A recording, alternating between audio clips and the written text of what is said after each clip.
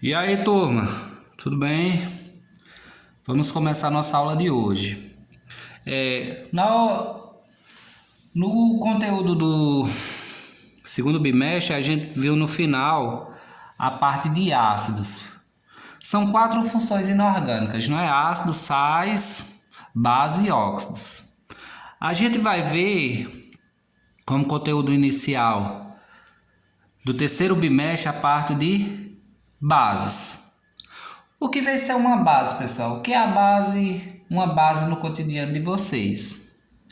Base, ela tem várias características que você pode observar sem nenhuma análise de laboratório.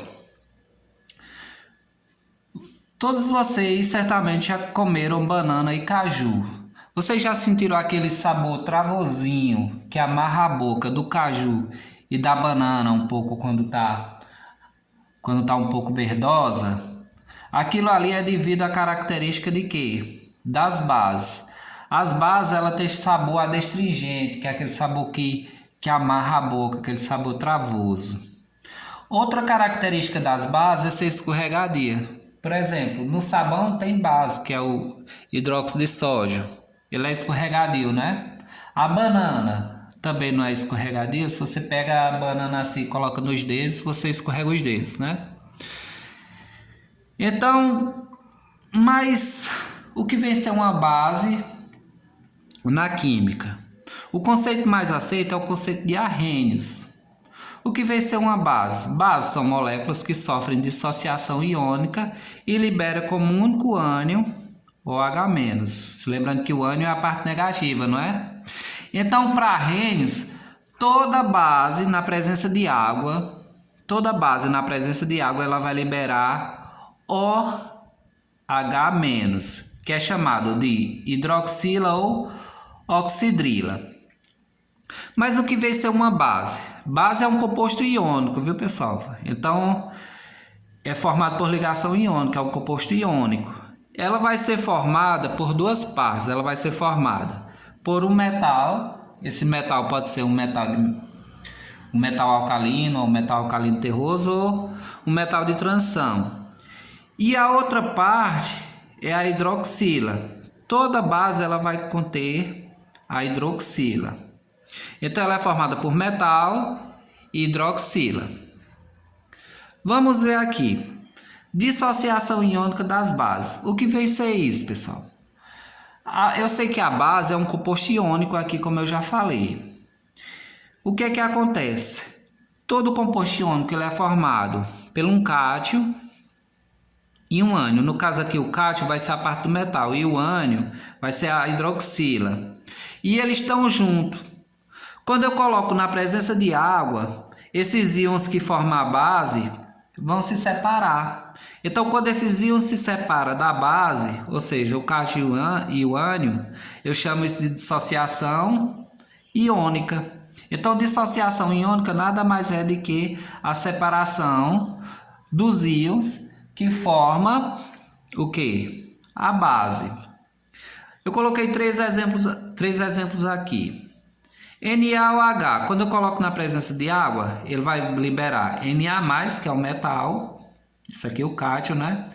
E OH-, ou seja, toda base vai liberar OH- na presença de água. CaOH2, hidróxido de cálcio. Quando eu coloco na presença de água, ele vai liberar Ca2+, mais 2 OH-. Isso aqui, se você olhar aqui, ó, tudo tá em meio aquoso porque está na presença de água. Então, toda base na presença de água vai liberar OH- e vai liberar também o metal. Se você olhar aqui, ó, o hidróxido de cálcio, porque a carga dele é 2. Isso é um macetezinho, é só você olhar aqui, ó. Você não tem 2 hidroxila, então a carga dele vai ser 2. 2+, porque ele é o cátion. E como aqui eu tenho 2 hidroxila, então aqui vai liberar 2 hidroxila. É o mesmo caso aqui. O hidróxido de alumínio, como aqui é 3, a carga dele vai ser 3+. E como eu tenho 3 hidroxila, ele vai liberar 3 hidroxila na presença de água. Nomenclatura das bases. É muito fácil, pessoal. Essa primeira nomenclatura aqui é a nomenclatura de metais que tem a carga fixa. Então, vai seguir a seguinte regra: hidróxido de elemento. Então, o hidróxido, o elemento aqui é o metal onde a hidroxila está ligada. Então, vamos aqui, 3 exemplos. NaOH. Eu sei que isso aqui é sódio, né? Então, hidróxido de sódio. Ca, cálcio, né? Então, hidróxido de cálcio. Alumínio, hidróxido de alumínio. Então, sempre vai começar hidróxido do elemento. No caso aqui é sódio, então hidróxido de sódio. Aqui é cálcio, hidróxido de cálcio. Aqui é alumínio, hidróxido de alumínio. Nomenclatura de metais que possuem carga variável. Tem alguns metais na tabela periódica que vai possuir carga variável. A nomenclatura, a única coisa que eu vou acrescentar é a carga do cádmio, isso em algarismo romano. Eu coloquei aqui alguns metais que possuem carga variável, que é o caso do cobre, mercúrio, ouro, ferro, níquel, crômio, cobalto, estânio, chumbo e manganês. Eu não coloquei assim as cargas dele. Isso aí é até bom vocês olharem no livro de vocês, quantas cargas cada elemento aqui pode assumir. No caso aqui, ó, eu sei que o cobre ele tem carga variável, então hidróxido de cobre 1. Como eu sei que ele é 1? Porque aqui contém somente uma hidroxila. Isso é um macetezinho, pessoal, para vocês. Como tem só uma hidroxila aqui, então, ó, hidróxido de cobre 1. Hidróxido de ferro 3, ó, hidróxido de ferro 3. Por que 3 aqui em algarismo romano? Porque tem 3 hidroxila. Chumbo aqui, então hidróxido de chumbo 4, porque tem 4 hidroxilas. Então a carga dele vai ser 4. Hidróxido de manganês 3, por quê? Porque tem 3 hidroxilas, então hidróxido de manganês 3. Ó, tá vendo aqui, ó, duas bases diferentes. Essa aqui tem uma hidroxila e essa aqui tem duas, mas todas formadas com cobre. Então, hidróxido de cobre 2, porque eu tenho duas hidroxila. Vamos ver aqui. Pessoal, número de hidroxila. Na verdade, o número de hidroxila eu posso classificar a base de acordo com o número de hidroxila. Se você olhar aqui, ó, eu tenho o quê? Uma hidroxila, então mono vem de 1. Então isso aqui, NaOH, como se eu tenho só uma hidroxila, ela vai ser uma monobase, porque ela tem somente uma hidroxila. Se eu vou aqui para essa outra base, que é o hidróxido de cálcio, eu tenho duas hidroxilas, então ela é uma dibase, porque ela tem duas hidroxilas. O hidróxido de alumínio aqui, ó, tem 3 hidroxilas, então ela é uma tribase. E o hidróxido de chumbo 4, ela tem 4 hidroxilas aqui, não é? Então ela é tetrabase. Então se tiver somente a hidroxila monobase, se tiver 2 hidroxilas de base, se tiver 3 hidroxilas tribase, se tiver 4 tetrabase. Solubilidade em água. Pessoal, a gente lá no 9º ano, a gente estudou que as misturas, né? Mistura homogênea era que solubilizava, não é? Que mistura homogênea, ela se misturava, não é? Formando uma única fase. Então, quando é solúvel, eu posso dizer que se mistura.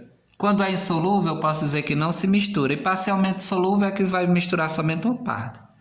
Quais vão ser as bases solúveis? As bases solúveis são as bases da família 1A. Ou seja, todas as bases que formam com os elementos da família 1A vai ser bases solúveis, ou seja, vai dissolver em água. E parcialmente solúveis, as bases da família 2A, ou seja, as bases que formam com os elementos da família 2A. É até bom vocês dar uma olhada aí na tabela para ver quais são os elementos das famílias 1A, da família 2A. Quando eu tiro as bases que formam com os elementos da família 1A e 2A, todas as bases vão ser insolúvel. Quando eu tiro as bases que são formadas com elementos da família 1A e 2A, todas as demais bases vão ser bases insolúveis em água, que não vão se misturar. Força das bases. Posso classificar as bases como sendo forte e fraca. As bases fortes são as bases das famílias 1A e 2A, ou seja, elementos das famílias 1A e 2A que formam as bases vão ser todas fortes, exceto, pessoal, isso gosta muito de cair em prova, exceto o Mg, que é o magnésio, ele é metal alcalino terroso, mas ele vai ser considerado, quando ele formar a base, que faz o hidróxido de magnésio, ele vai ser uma base fraca. Uma base fraca.